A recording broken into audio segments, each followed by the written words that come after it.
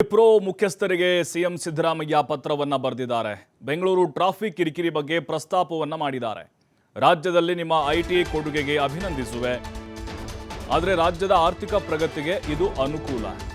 ಯಾಕೆಂದ್ರೆ ದೊಡ್ಡ ದೊಡ್ಡ ಬೃಹತ್ ಕಂಪನಿಗಳು ಬೆಂಗಳೂರಿನಲ್ಲಿ ತಲೆ ಎತ್ತಿದ್ದಾರೆ.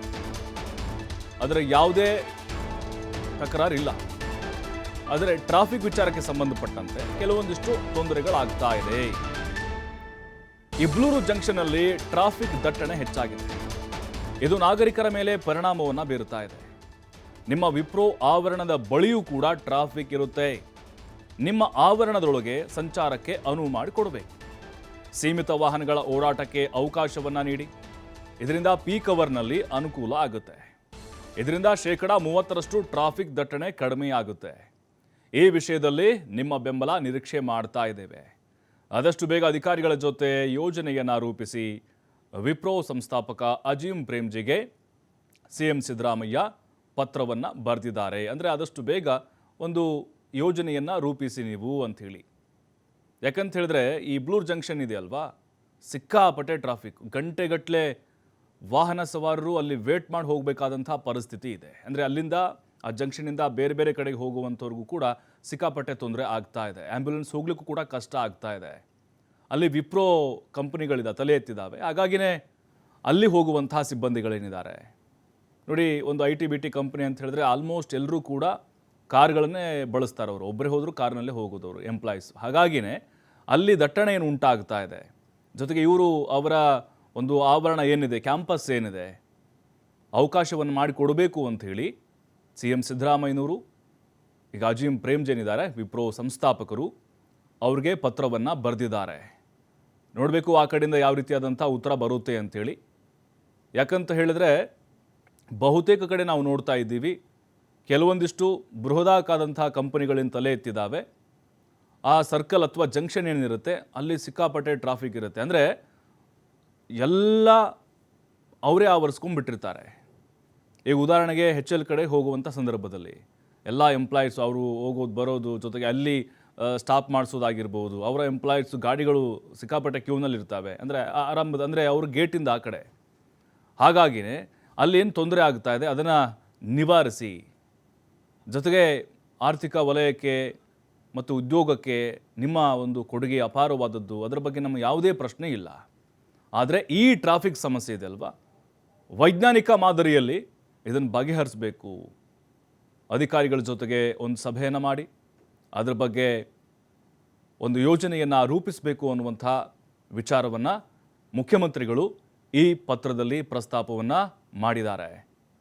ಎಲೆಕ್ಟ್ರಾನಿಕ್ ಸಿಟಿ ಕಡೆ ಹೋಗುವಂಥವ್ರು ಕೂಡ ಸಿಕ್ಕಾಪಟ್ಟೆ ನಾವು ನೋಡ್ತಾ ಇದ್ದೀವಿ. ಅಲ್ಲೂ ಕೂಡ IT-BT ಹಬ್ಬು. ಈ ಕಡೆ ಮಹದೇವಪುರ ಆಗಿರ್ಬೋದು. ಅದರ ಜೊತೆಗೆ ಈಗ ತಮಿಳುನಾಡು ಕಡೆ ಹೋಗುವಂಥವ್ರಿಗೂ ಕೂಡ ಈಗ ಏನು ಸಿಲ್ಕ್ ಬೋರ್ಡ್ ಇದೆ ಆ ಭಾಗದಿಂದ ಮತ್ತೆ ಮೆಟ್ರೋ ಆದರೂ ಕೂಡ ಸಂಚಾರ ದಟ್ಟಣೆ ಮಾತ್ರ ಇನ್ನೂ ಕಡಿಮೆ ಆಗ್ತಾ ಇಲ್ಲ. ಮತ್ತಷ್ಟು ಮಾಹಿತಿ ನಮ್ಮ ಪ್ರತಿನಿಧಿ ಶಿವಕುಮಾರ್ ನೀಡ್ತಾರೆ. ಶಿವಕುಮಾರ್, ಈಗ ಅಜೀಂ ಪ್ರೇಮ್ಜಿ ಅವರಿಗೆ ಮುಖ್ಯಮಂತ್ರಿ ಸಿದ್ದರಾಮಯ್ಯನವರು ಪತ್ರ ಬರೆದಿದ್ದಾರೆ. ಅಂದರೆ ಟ್ರಾಫಿಕ್ ದಟ್ಟಣೆ ಆಗುವಂಥ ಕೆಲವೊಂದಿಷ್ಟು ಆ ಪ್ರದೇಶಗಳನ್ನು ಗಮನದಲ್ಲಿಟ್ಕೊಂಡು ಅವರು ಗಮನಕ್ಕೆ ತರುವಂಥ ಪ್ರಯತ್ನ ಮಾಡಿದ್ದಾರೆ. ಆ ಕಡೆಯಿಂದ ಯಾವ ಉತ್ತರ ಬರುವಂಥ ಸಾಧ್ಯತೆಗಳಿದ್ದಾವೆ ಮತ್ತು ಅಲ್ಲಿ ಟ್ರಾಫಿಕ್ ಕ್ಲಿಯರ್ ಆಯಿತು ಅಂತ ಹೇಳಿದ್ರೆ ಅಂದರೆ ಅವರ ಒಂದು ಆವರಣದಲ್ಲಿ ವಾಹನ ಸವಾರರಿಗೆ, ನಾಗರಿಕರಿಗೆ ಅನುಕೂಲ ಆಗಬಹುದಾ ಮುಂದಿನ ದಿನಗಳಲ್ಲಿ ಅಂತ?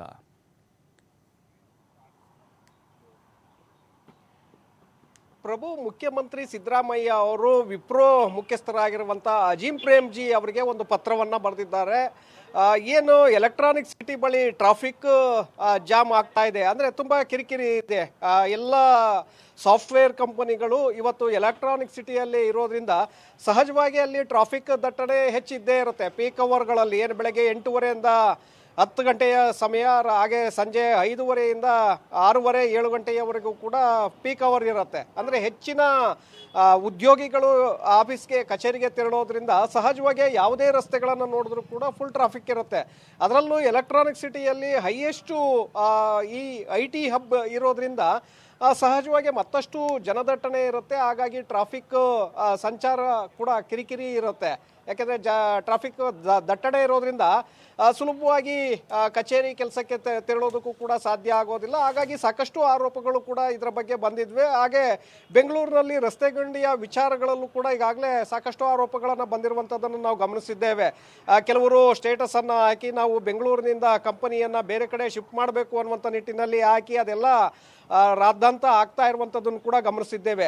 ಸೊ ಈ ಹಿನ್ನೆಲೆಯಲ್ಲೇ ಮುಖ್ಯಮಂತ್ರಿಗಳು ಈಗ ಅಜೀಂ ಪ್ರೇಮ್ಜಿ ಅವರಿಗೆ ಪತ್ರವನ್ನು ಬರೆದು ಇಬ್ಲೂರು ಜಂಕ್ಷನ್ನಲ್ಲಿ, ಯಾಕೆಂದರೆ ಪ್ರಮುಖವಾದಂಥ ಜಂಕ್ಷನ್ ಅದು ಇಬ್ಲೂರು ಜಂಕ್ಷನ್, IT ಕಚೇರಿಗಳಿಗೆ ಸಂಪರ್ಕವನ್ನು ಕಲ್ಪಿಸುವಂತಹ ಒಂದು ಜಂಕ್ಷನ್ನು. ಹಾಗಾಗಿ ಆ ಜಂಕ್ಷನ್ನಲ್ಲಿ ಅತಿ ಹೆಚ್ಚಿನ ಟ್ರಾಫಿಕ್ ದಟ್ಟಣೆ ಆಗ್ತಾ ಇರೋದ್ರಿಂದ ಸವಾರರಿಗೆ ಸಾಕಷ್ಟು ಸಮಸ್ಯೆಗಳಾಗ್ತಾ ಇದೆ, ನಾಗರಿಕರಿಗೂ ಕೂಡ ತೊಂದರೆ ಆಗ್ತಾ ಇದೆ. ಹಾಗಾಗಿ ನಿಮ್ಮ ಒಂದು ಕ್ಯಾಂಪಸ್ ಏನಿದೆ, ವಿಪ್ರೋ ಕ್ಯಾಂಪಸ್ ಏನಿದೆ, ಜಾಗತಿಕ ಕ್ಯಾಂಪಸ್ಸನ್ನು ಅಲ್ಲಿ ಏನು ನಿರ್ಮಾಣ ಮಾಡಲಾಗಿದೆ, ಅದರಲ್ಲಿ ಆವರಣದಲ್ಲಿ ಒಳಗಡೆ ಹೋಗೋದಕ್ಕೆ, ಅಂದರೆ ಆವರಣದಿಂದ ದಾಟಿ ಬೇರೆ IT ಕಂಪನಿಗಳಿಗೆ ಹೋಗೋದಕ್ಕೆ ನೀವು ರಸ್ತೆಯನ್ನು ಬಿಟ್ಟುಕೊಡಿ, ಅಂದರೆ ಜಾಗವನ್ನು ಬಿಟ್ಕೊಡಿ, ಆಗ ಸಂಚಾರ ಮುಕ್ತ ಆಗುತ್ತೆ.